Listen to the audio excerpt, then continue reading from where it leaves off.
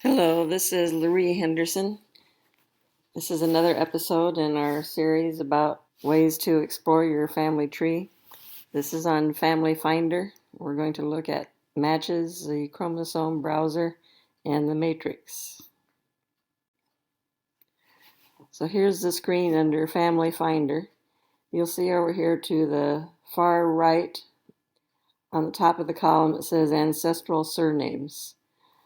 Those are the users' submitted names that they have found in their own family trees. If you look kind of in the middle on that column for relationship range, you'll see the list of matches that you have and according to the DNA, how close they are probably related to you. And then back over on the very far right, there's this little column of pluses. If you click on one of those little boxes, it'll show you more information about that particular person, what tests they've taken, what haplogroup they're in, and so on. If you then look more towards the center, you see the shared centimorgans and the longest block. The shared centimorgans are the total number of DNA pieces that you share with that individual. And then the longest block is one particular segment that matches with that individual. Under each person's name, there's a bunch of little symbols. So the first one tells you the gender link. The next one tells you their email address. The next one is a place where you can write notes about that person that you found in your research. And then the last one tells you if they have posted a family tree or not. Up across the top, on the left, you see the Chromosome Browser, in common with, and not in common with. Here we're going to talk about the in common with and not in common with. What they do is compare the data of a particular match that you choose with your own match. This happens to be the DNA from my brother Stan. So let's look at first with the in common, and I have chosen to compare in common matches with SPITIC. When I did that, you'll see the box over there on the left shows me that there are 52 relatives in common between SPITIC and Stan.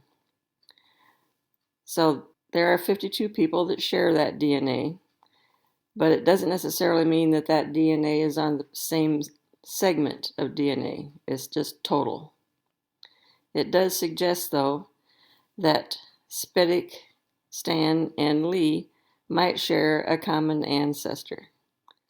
So SPITIC is the person I chose to match with, Stan is the DNA, and you see the second person down in the column is Lee. So there's something shared between those people. If we switch over to not in common with, again, I choose the icon up there across the top, not in common with, and I'm sticking with SPITIC. Then I get a list of people who I don't share between SPITIC and Stan. This time you see that there are 3,484 people in this list of people that are not shared between Stan and SPITIC. So probably SPITIC and Burris, for example, are on different sides of Stan's family trees. So in summary, the in common with identifies matches that are on both of the match lists. It provides a hint, not a conclusion, that you share a common ancestor. It doesn't say that they are specific segments, it's DNA in general. Not in common with identifies matches on your list that are not on the matches list. It gives you a hint that you probably do not share a common ancestor, and it does not compare specific segments. Again, it's just general DNA.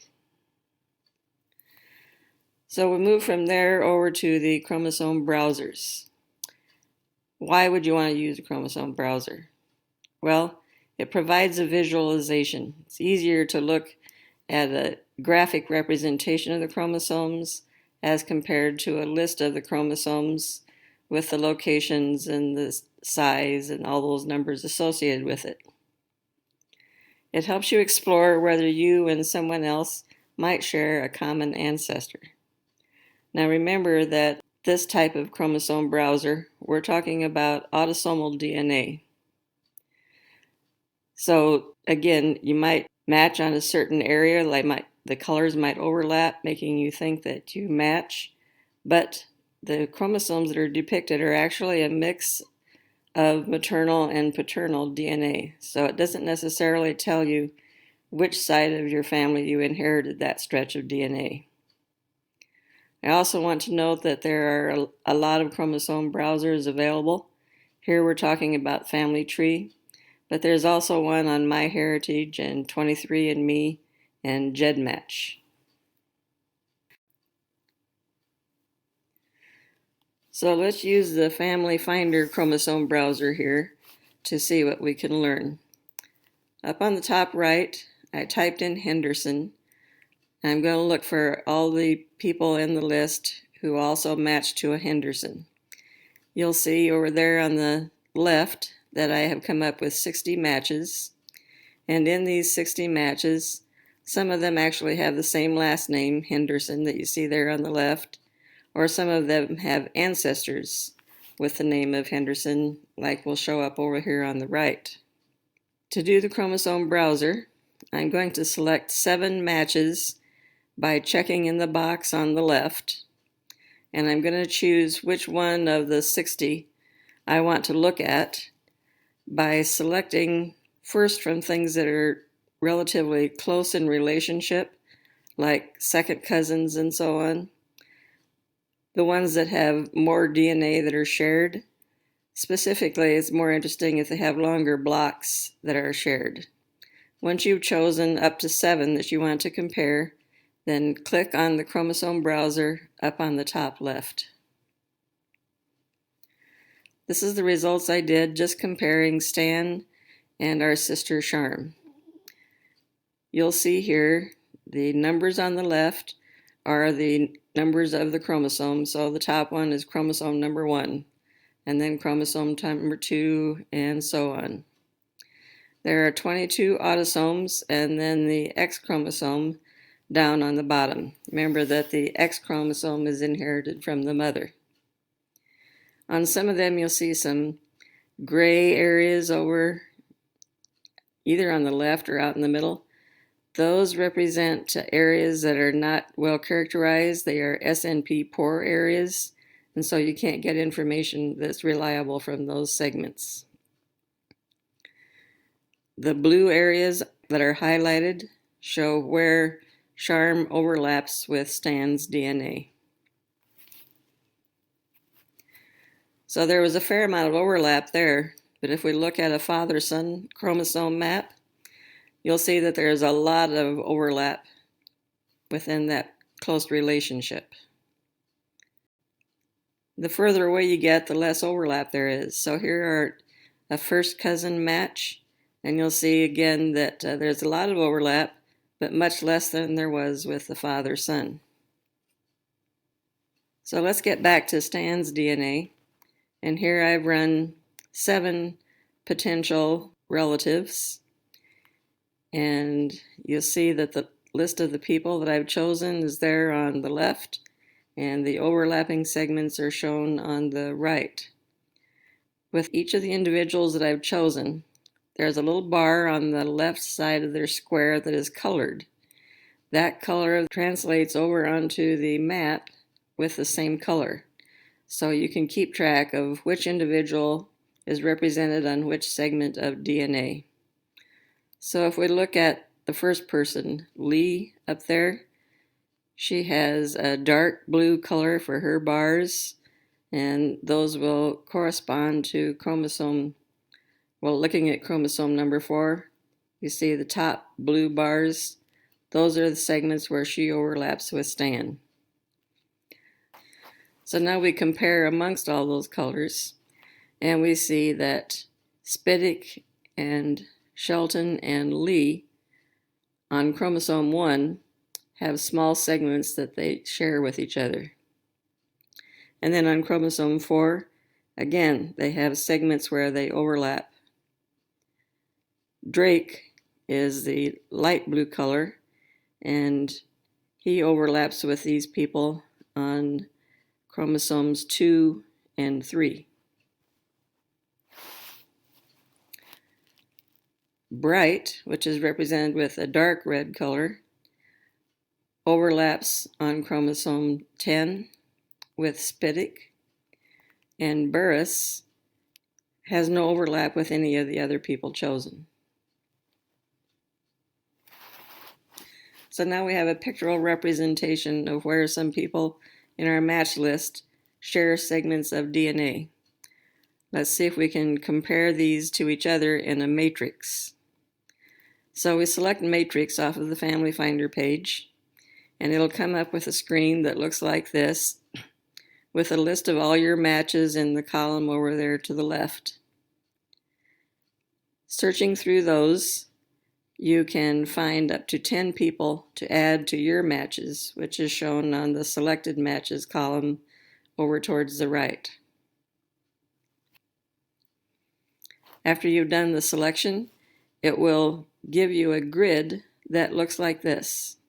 So here's a couple of results that I've done. And it just compares each individual in the list with each of the other individuals in the list. The light blue squares show where they match or don't. So for example, Mary, Stan's sister, has an overlap with Robert, Charity, and Dennis. If you look at Mary on the top, there's the blue square by Robert, a blue square beside Charity, and a blue square beside Dennis. So sorting through all the squares, Robert is only connected to Mary, Charity is only related to Mary, Mark and John only to each other, and Courtney to Dennis. On another run, I got the results on the bottom grid, and from here we see that Lavinia, Yvonne, and Kyle all match to each other, but Marjorie, Sandra, and Dennis are the only relate to Stan. So I'm going to take that information about who is connected to who, and I can explore those further by sending emails, or I can investigate their trees further on Family Finder, or investigate their trees from other trees like on Ancestry or Genie or all the other sources like that. So the results I've found so far: Robert is a known cousin on my trees on Ancestry. He is connected to a sister of my paternal great-great-grandfather Henry. Charity is a new person that I am not familiar with, and she doesn't give much information on Family Finder, so I will have to try to email her. Mark and John are also new contacts that I'm not familiar with.